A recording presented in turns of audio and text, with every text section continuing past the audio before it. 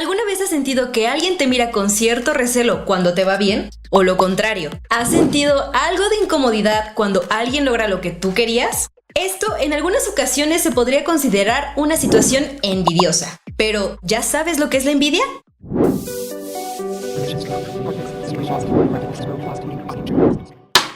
La envidia es el deseo de poseer lo que el otro tiene, acompañado de un poco de resentimiento. Es diferente a los celos, ya que estos segundos son el miedo a perder lo que tú ya tienes.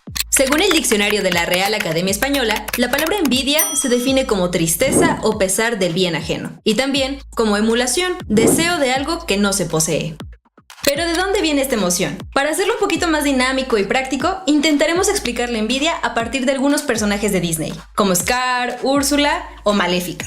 Pero antes, daremos un poquito de contexto sobre qué es la envidia, cómo ha sido vista a lo largo del tiempo, cuáles han sido sus principales representaciones y también cómo podemos identificar algunas de sus características en la actualidad.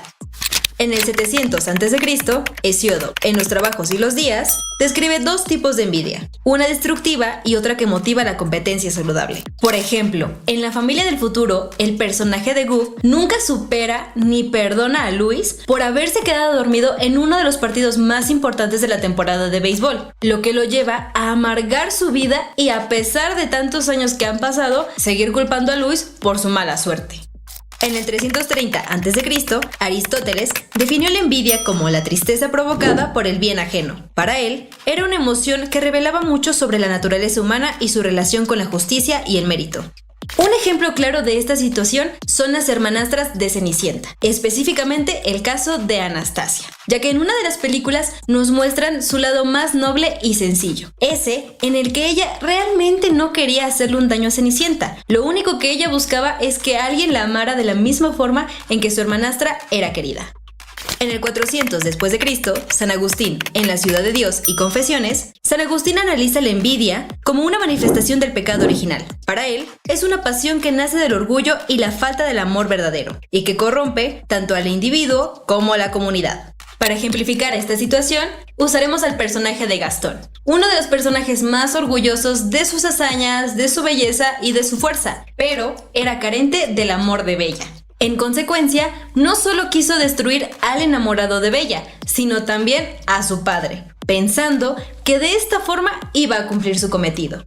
Del 1266 al 1270 después de Cristo, Tomás de Aquino, en la Edad Media, lo consideró la madre del odio y lo analizó como uno de los pecados capitales, vinculándola con la moral cristiana. En 1957, Melanie Klein, pionera del psicoanálisis infantil, fue una de las primeras en estudiar la envidia desde una perspectiva psicológica profunda. En su obra Envidia y Gratitud, propuso que la envidia surge de la primera infancia, cuando el bebé percibe que el pecho materno, fuente de amor y alimento, está separado de él. Según Klein, la envidia es más primitiva que los celos y tiene una naturaleza destructiva. ¿De dónde surgen las primeras representaciones de la envidia? Hagamos un viaje al pasado y nos detendremos en la mitología griega. Aquí no existía una única figura de la envidia, sino que se dividía en dos, Némesis y Ptono. Por su parte, Némesis, ¿te suena familiar? Es diosa de la venganza y de la justicia retributiva. Y por otro lado, Ptono, que es una figura menos conocida, pero que está asociada con los celos y con la envidia destructiva. Entonces, los romanos tomaron a Némesis y Ptono y las fusionaron en una sola entidad, Invidia, la diosa de la envidia. Ovidio la describe en la Metamorfosis como una figura aterradora, cabello y manos cubiertos de serpientes, rostro pálido y enfermizo, pecho verdoso y lengua venenosa, mirada turbia capaz de lanzar el mal de ojo. La envidia ha sido considerada un pecado desde los primeros siglos del cristianismo y está profundamente entrelazada con la filosofía, la teología y la interpretación bíblica. El cristianismo primitivo. Ya en los primeros escritos cristianos, la envidia era vista como una emoción destructiva. Se asociaba con los celos y el resentimiento y se consideraba una amenaza para la vida espiritual. En este contexto, la envidia no solo era un defecto moral, sino una fuerza que podía llevar a la caída del alma. En la Biblia, uno de los primeros relatos donde aparece la envidia es la historia de Caín y Abel, en el libro del Génesis. Caín siente envidia porque Dios acepta la ofrenda de Abel y rechaza la suya, lo que lo lleva a cometer el primer asesinato registrado en la Biblia. Este episodio es fundamental para entender cómo la envidia se vincula con otros pecados graves. Pero no vayamos muy lejos y retomemos los ejemplos de Disney. En este caso, mencionaremos a Scar y a Mufasa. En esta película podemos notar cómo Scar no tolera que Mufasa sea el rey y busca quitarle el trono a toda costa, aunque esto signifique quitarle la vida a su propio hermano, lo cual termina sucediendo. Pero ¿quién escribió primero sobre la envidia? Pues fue San Gregorio Magno, quien la formalizó como pecado capital. ¿Pero por qué es un pecado? Fue considerada como pecado capital porque implica el resentimiento del bien ajeno, porque atenta contra la caridad, que es el amor al prójimo, porque puede llevar a acciones destructivas, como lo es el caso de Caín. Dante Alighieri retrata la envidia como un pecado profundamente corrosivo en la Divina Comedia, especialmente en el purgatorio, donde los pecadores se purifican antes de alcanzar el paraíso.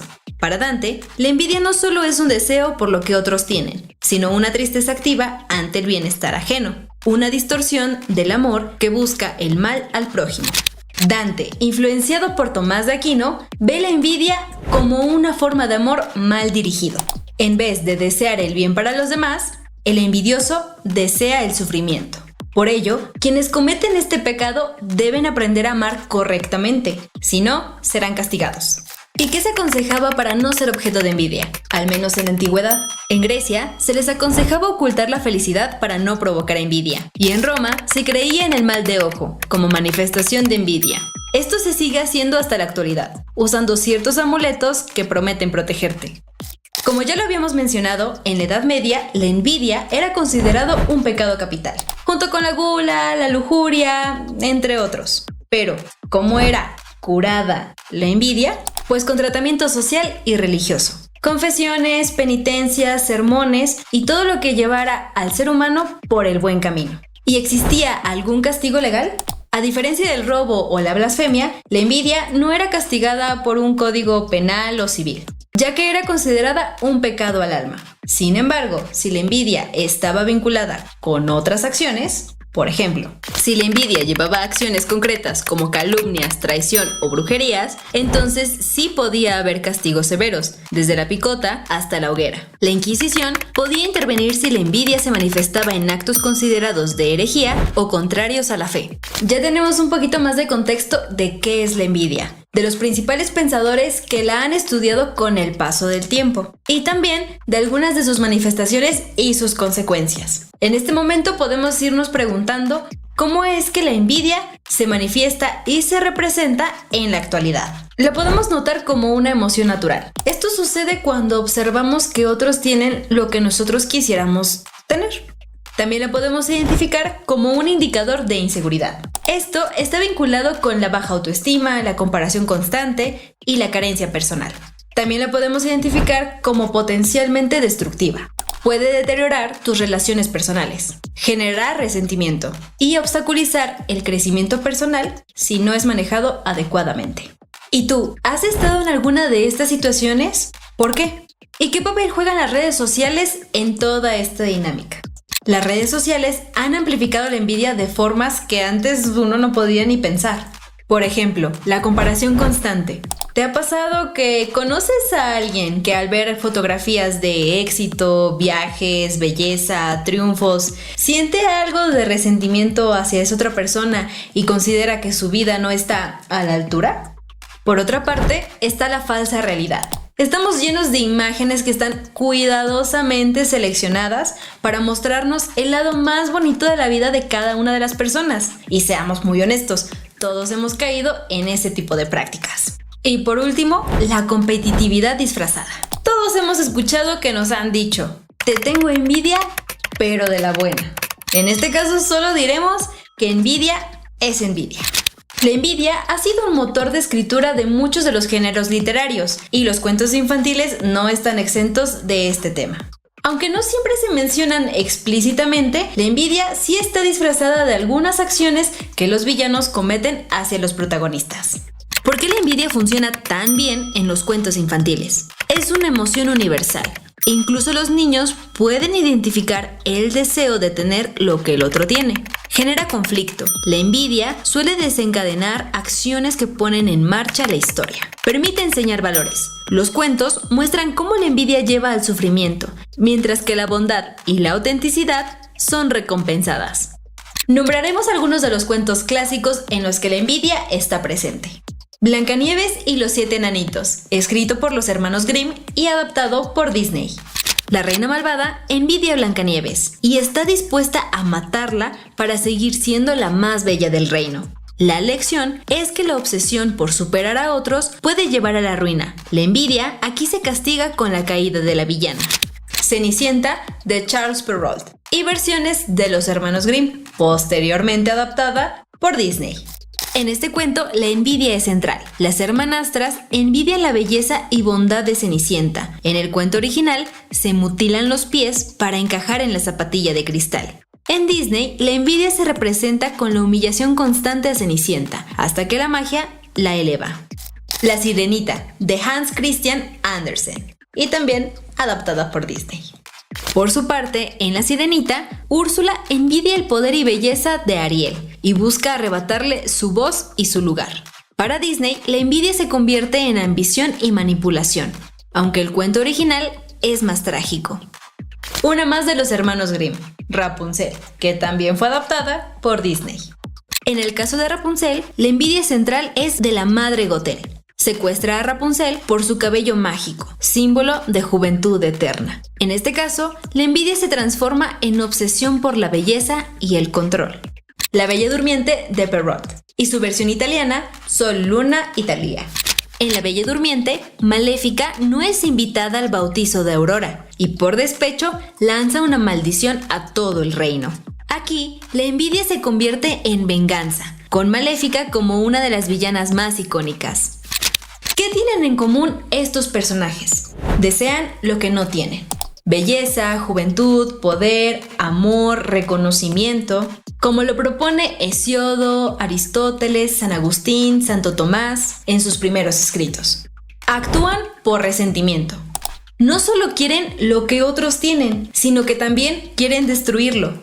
Y por último, su envidia los corrompe. En lugar de mejorar, eligen manipular, mentir y hasta destruir. Entonces, ¿quiénes son los más envidiosos de todo Disney? Villanos como la reina malvada, Úrsula, Scar, Jafar, que no solo quieren lo que otros tienen, sino que están dispuestos a todo por conseguirlo. Disney utiliza este motor narrativo para demostrarnos que este sentimiento es bastante destructivo, y no solo para la persona que lo siente, sino también hacia quien lo siente. Esto es lo que identificamos y definimos como el objeto de envidia. Pero cuéntame en los comentarios, ¿quién es tu villano favorito de Disney y por qué? Incluso si identificas el factor de la envidia en su personaje. Nos vemos en el próximo video. Y no te olvides de suscribirte.